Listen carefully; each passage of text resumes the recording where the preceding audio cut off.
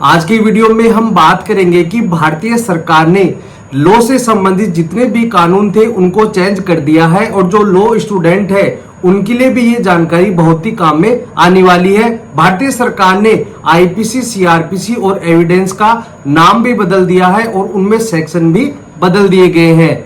IPC का नाम रखा गया है भारतीय न्याय संहिता 2023, सीआरपीसी का नया नाम रखा गया है भारतीय नागरिक सुरक्षा संहिता 2023 और इंडियन एविडेंस का नया नाम रखा गया है भारतीय साक्ष्य विधेयक 2023। साथ ही साथ इसमें कौन से नए सेक्शन जोड़े गए हैं इसके बारे में भी आपको मैं बताऊंगा। ये जो 3 विधेयक हैं इन्हें standing committee on home affairs के पास रेफर कर दिया गया। इसके बाद इससे संबंधित पार्लियामेंट में बहस होगी और इसे लोकसभा और राज्यसभा में भी पेश किया जाएगा। उसके बाद प्रेसिडेंट से अनुमति मिलने के बाद इस कानून को लागू कर दिया जाएगा। अब हम बात करते हैं भारतीय दंड संहिता 1860 के बारे में कि इसमें क्या क्या चेंजेस किए गए हैं। इसका नया नाम रखा गया है भारतीय न्याय संहिता 2023। इसमें 9 सेक्शन भी जोड़े गए हैं। साथ ही सीआरपीसी, जिसे दंड प्रक्रिया संहिता 1973 कहा जाता था, अब नए कानून के तहत इसका नाम भारतीय नागरिक सुरक्षा संहिता 2023 रखा गया है।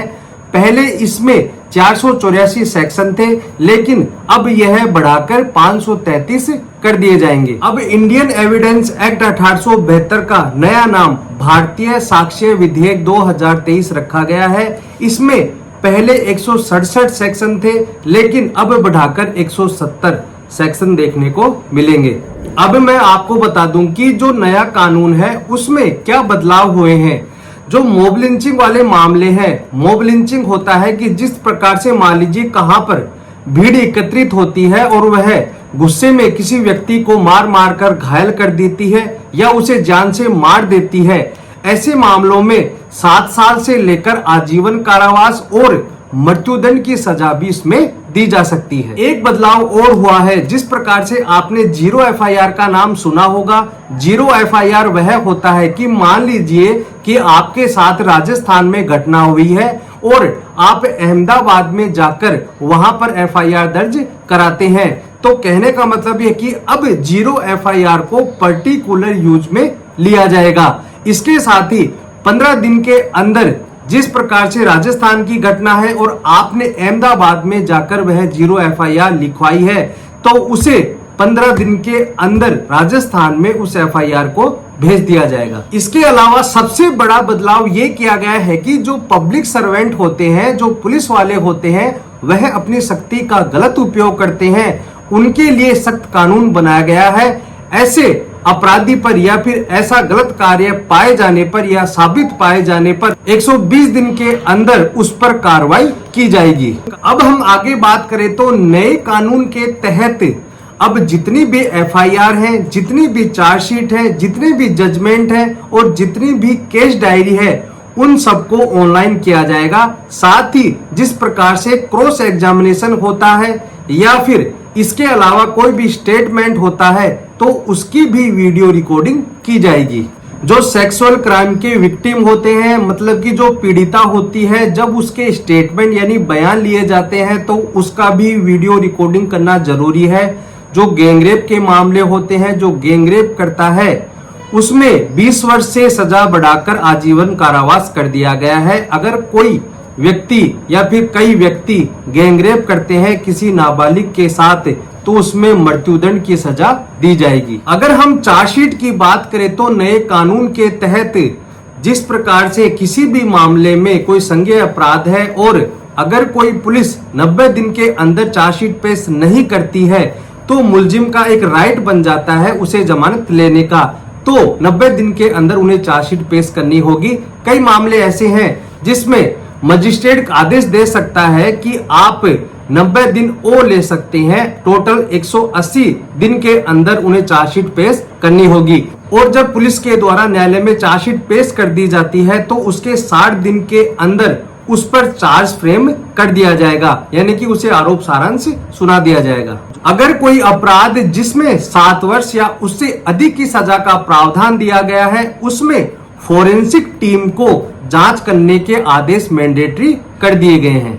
इसके अलावा जो 2 साल की सजा वाले मामले थे उनमें समरी ट्रायल किया जाता था, लेकिन अब जिन मामलों में 3 वर्ष की सजा का प्रावधान दिया गया है उन्हें भी समरी ट्रायल में रखा गया है। भारतीय दंड संहिता, जिसे नए नाम से भारतीय न्याय संहिता 2023 के नाम से जाना जाएगा, उसमें सेक्शन 109 के तहत अगर कोई व्यक्ति किसी महिला को जॉब के बहाने से या शादी का झांसा देकर उसके साथ रेप करता है तो उसके बारे में धारा 109 में बताया गया है। एक नई धारा है, आपने सुना भी होगा, 302, जो हत्या को दर्शाती है। 302 उस व्यक्ति पर लगाई जाती है जिस व्यक्ति के द्वारा हत्या कर दी जाती है, लेकिन नए कानून या फिर नई किताब में वह धारा 302 चैन स्नैचिंग, मतलब कि मोबाइल छीनना, किसी के गले से चैन छीनना, यह अपराध 302 में माना जाएगा। पहले यह होता था कि जब किसी व्यक्ति को सजा दी जाती थी तो कोर्ट के द्वारा उसे कम से कम सजा कर दी जाती थी, लेकिन एक कैटेगरी बना दी गई है नए कानून के तहत।